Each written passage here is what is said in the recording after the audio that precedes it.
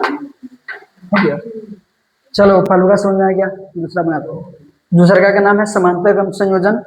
समांतर का मतलब है कि एक के ऊपर एक प्रतिरोध को जोड़ेंगे। आप इसको जोड़ते हैं।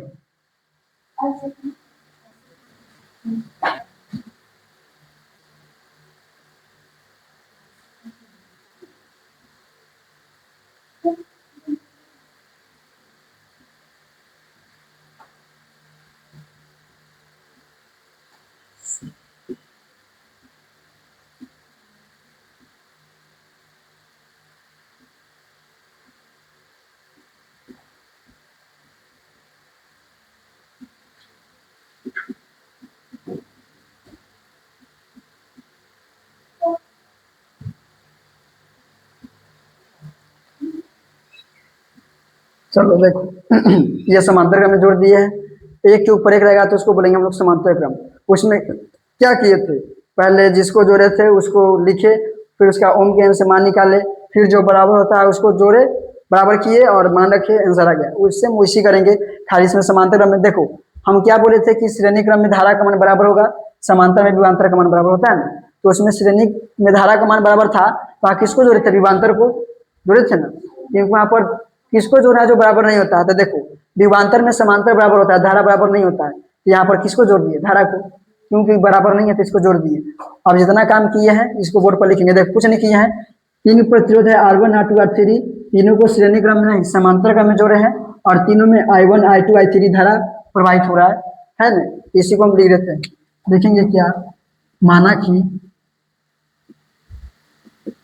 तीन प्रतिरोध, माना कि तीन प्रतिरोध क्रमशः, माना कि तीन प्रतिरोध क्रमशः बोलो R1 R2 और R3 परिपथ के नहीं हो रहा है, परिपथ के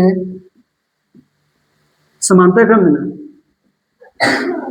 समांतर क्रम में, परिपथ के समांतर क्रम में जुड़े हुए हैं, जिनमें बोलो जिनमें I1 I2 I3, I1 I2 I3 धारा प्रवाहित हो रही है। I1 I2 I3 धारा प्रवाहित हो रही है। उसके बाद उसमें क्या किए थे, जैसे इसको आर के साथ जिसको जोड़े थे उसका यहाँ पर लिखे थे ना परिपथ का कुल विभवांतर, उसी तरह इसमें लिखेंगे परिपथ का कुल धारा। फिर I1 I2 I3 बराबर क्या लिखेंगे, I, जैसे उसमें V1 V2 प्लस V3 बराबर I भी लिखे थे ना। उसी तरह देखो इसमें किसको जोड़े है, I को, तो यहाँ लिखेंगे चूंकि परिपथ का कुल धारा, परिपथ का कुल धारा, तो हम जानते हैं इसको लिखेंगे I1 plus I2 plus I3 बराबर I। समझा कैसे लिख दिए, तीन को धारा है I1 I2 I3, तीनों को जोड़े I1 plus I2 plus I3 बराबर क्या होगा, सब I के ही बराबर होगा। अब जिसको यहाँ पर जोड़ते हैं उसका मान निकालते हैं, ओम के नियम से निकालते हैं ना। तो देखेंगे चूंकि ओम के नियम से, ओम के नियम क्या होता है तो बतलाए थे V बराबर I R। अब जिसको जोड़ेंगे उसका ओम के नियम से मान निकालेंगे, तो V बराबर I R। यहाँ पर I का मान निकला है नहीं ना, इसको निकालेंगे। मान छोड़ अगर यहाँ से हम I का मान निकालेंगे, I का, तो V जिसके तेज रहेगा और ये R जो है बटा में चला जाएगा, यानी V का मान निकल गया, I का मान निकल गया V बटा R। इसको सीधा करो, I बराबर क्या आ जाएगा V बटा R। ये मान निकल गया किसका, I का, I बराबर V बटा R। अब इसका कुछ नहीं करेंगे, जिसका मान निकाले हैं यानी I का मान निकला V बटा R। अब क्या करेंगे, याद है V बटा R का मतलब प्रतिरोध, तार का गो है, 1 2 3 गो है। यहाँ पर लिखेंगे VR1 प्लस V बटा R2 प्लस V बटा R3 होगा। अब देखो तीनों में विभवांतर होगा कि नहीं, अपना अपना।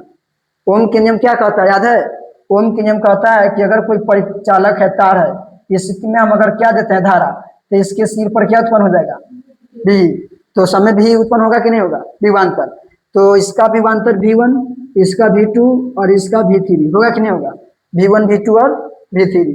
अब देखो इसके बाद कुछ नहीं करना है, क्योंकि हम जानते हैं ये कौन सा क्रम है, समांतर क्रम। तो समांतर क्रम में क्या बराबर होता है, विभवांतर, बताए थे ना। तो लिखेंगे चूंकि V1 बराबर V2 बराबर V3 सब किसके बराबर होगा, V के, याद है। V1 V2 V3 उसमें धारा बराबर किए थे, धारा था I1 I2 I3 सब I के, इसमें V1 V2 V3 सभी के, इसका मतलब V1 V2 V3 के बराबर क्या लिखेंगे V, तो कुछ नहीं करो, यहाँ V बटा R है तो V बटा R बराबर V1 के बराबर क्या लिखेंगे V, और बटा में R1 का हो जाएगा R1, V2 के जगह पर V लिखना है और बटा में R2 के R2, V3 के जगह पर V और बटा में R3, V से V खत्म होगा कि नहीं, सेम सेम है, ऊपर क्या बचा एक, थोड़ा गड़बड़ हो गया,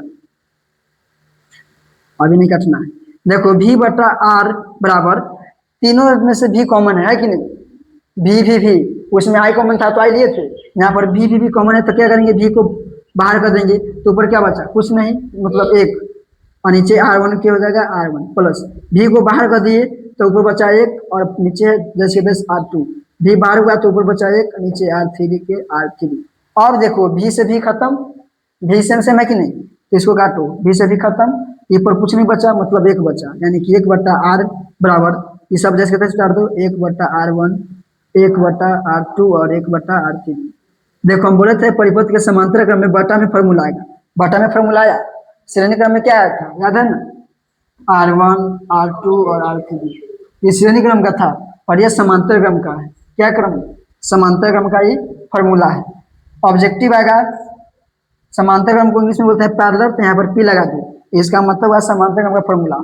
ऑब्जेक्टिव आएगा समांतर क्रम पर ये चार प्रतिरोध को समांतर क्रम में जोड़े, तो डायरेक्ट याद रख लो फॉर्मूला N बटा R, इसी पर बनाना है। ऑब्जेक्टिव बोलेगा दो प्रतिरोध को श्रेणी क्रम में जोड़े, तो N का मतलब होता है संख्या, R मतलब प्रतिरोध, तो बोलेगा तीन प्रतिरोध को तो कुछ नहीं करेंगे RP बराबर N का मतलब संख्या, जितना बोलेगा उतना, तो मान चलो 3 बोला तो 3 नीचे R की R, बस ऑप्शन में देखो गर्दा उड़ा दो, ऐसी रहेगा। 4 प्रतिरोध बोलेगा तो 4 लिखो, ऑप्शन में R खोजो ही वाला, 10 बोलेगा तो 10 बटा R, अगर श्रेणी क्रम बोलेगा तो डायरेक्ट जितना बोलेगा उतना R, 4 बोलेगा तो 4R, 5 बोलेगा तो 5R, ये था श्रेणी क्रम समांतर क्रम। दोनों समझ में आ गया, खत्म कर दो। हमको लगता है जल्दी वैसे बहुत कम वीडियो होगा, 10 मिनट